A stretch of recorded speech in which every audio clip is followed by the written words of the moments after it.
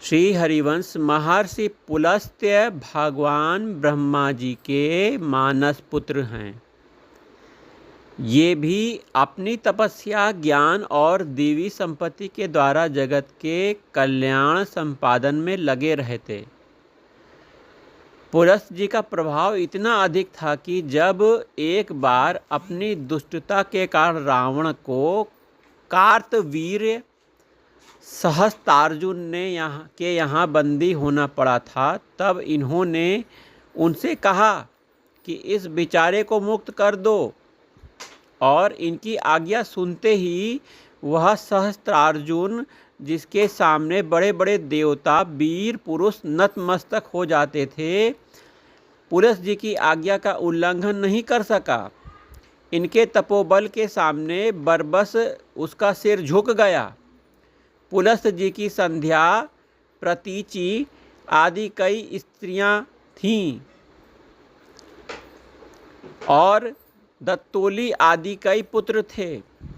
यही दत्तोली स्वायंभुव मनवंतर में अगस्त्य नाम से प्रसिद्ध हुए। जो दत्तोली थे स्वायंभुव मनवंतर में अगस्त्य नाम से प्रसिद्ध हुए थे। इन्हीं की एक पत्नी हविर्भू से विसर्वा हुए थे, जिनके पुत्र कुबेर और रावण थे।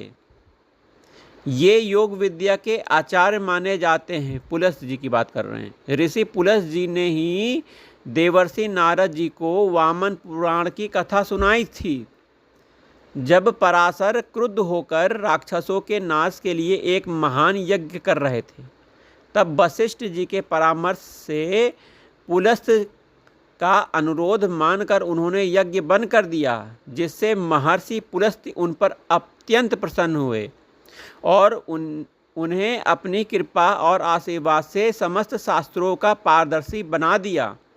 भगवान के अवतार ऋषभदेव ने बहुत दिनों तक राज्य पालन करने के पश्चात अपने ज्येष्ठ पुत्र भरत को यह राज्य देकर जब वनगमन किया, तब उन्होंने महर्षि पुलस्त के आश्रम में रहकर ही तपस्या की थी। ब्रह्मा के सर्वतत्वज्ञ पुत्र ऋभु से तत्वज्ञान प्राप्त करने वाले निघाद इन्हीं महर्षि पुलस्त के पुत्र थे। ये अब भी जगत की रक्षा दीक्षा में तत्पर हैं।